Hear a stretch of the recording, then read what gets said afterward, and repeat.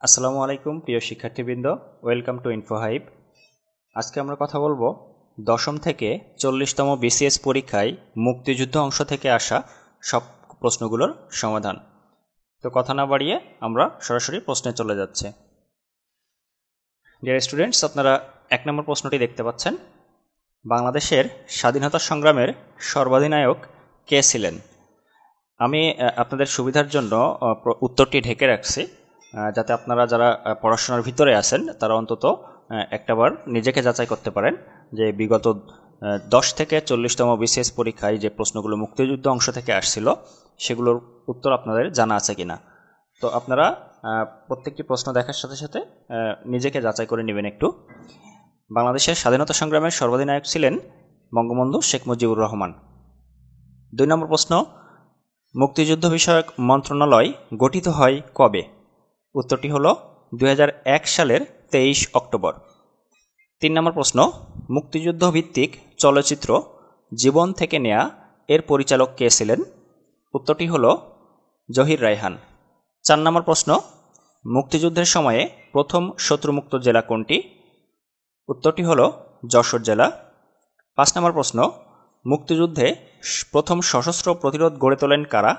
মুক্তিযুদ্ধে প্রথম সশস্ত্র প্রতিরোধ গড়ে তোলেন ইস্ট বেঙ্গল রেজিমেন্ট।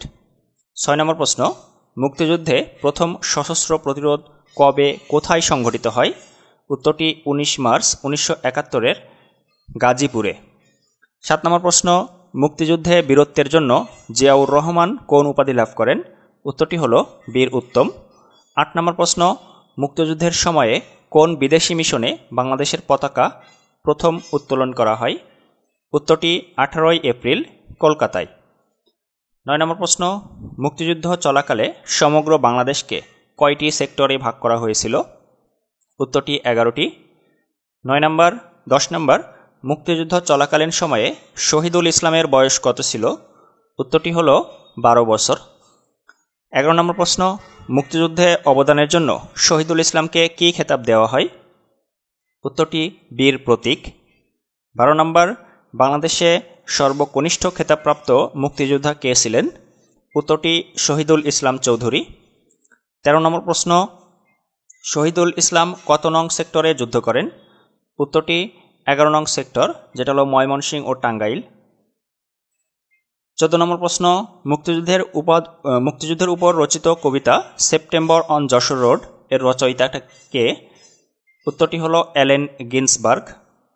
15 নম্বর প্রশ্ন, মুক্তিযুদ্ধের সংরক্ষিত স্থান শহীদ সাগর কোথায় অবস্থিত?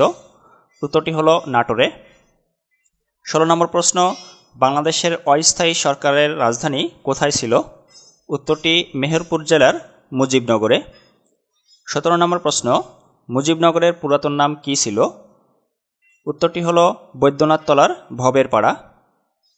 18 নম্বর প্রশ্ন, কে বৈদ্যনাথ তলার নাম মুজিবনগর রাখেন? উত্তরটি হলো তাজউদ্দিন আহমেদ। 19 নম্বর প্রশ্ন, মুজিবনগর সরকারের অর্থমন্ত্রী কে ছিলেন? মুজিবনগর সরকারের অর্থমন্ত্রী ছিলেন এম মনসুর আলী। 20 নম্বর প্রশ্ন, মুজিবনগর সরকারের প্রধানমন্ত্রী ছিলেন কে? উত্তরটি তাজউদ্দিন আহমেদ। 21 নম্বর প্রশ্ন, মুজিবনগর সরকারের রাষ্ট্রপতি কে ছিলেন? উত্তর শেখ মুজিবুর রহমান। 22 নম্বর প্রশ্ন, মুজিবনগর সরকারের অস্থায়ী রাষ্ট্রপতি কে ছিলেন? উত্তরটি সৈয়দ নজরুল ইসলাম। 23 নম্বর প্রশ্ন, মুজিবনগরে নতুন সরকার গঠনের ঘোষণাপত্র পাঠ করেন কে?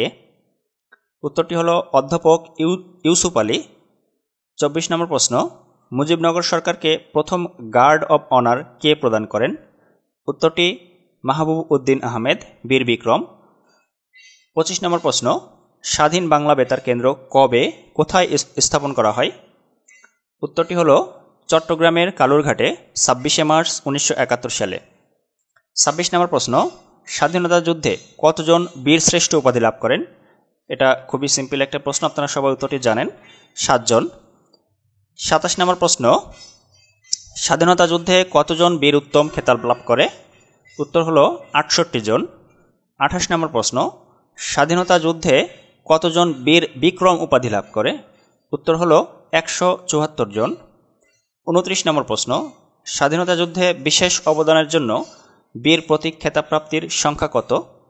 উত্তরটি হলো 424 জন।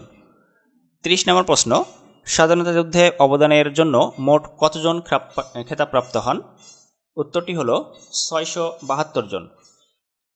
তো প্রিয় শিক্ষার্থীবৃন্দ, বিগত 10 থেকে 40তম বিসিএস পরীক্ষায় মুক্তিযুদ্ধ অংশ থেকে আসা এই সর্বমোট 30টি প্রশ্ন ছিল। আপনারা জানেন বিসিএসের প্রশ্ন বিভিন্ন নিয়োগ পরীক্ষাতে বারবার রিপিট হয় এবং মুক্তিযুদ্ধ অংশ তো অনেক গুরুত্বপূর্ণ, আপনারা জানেন।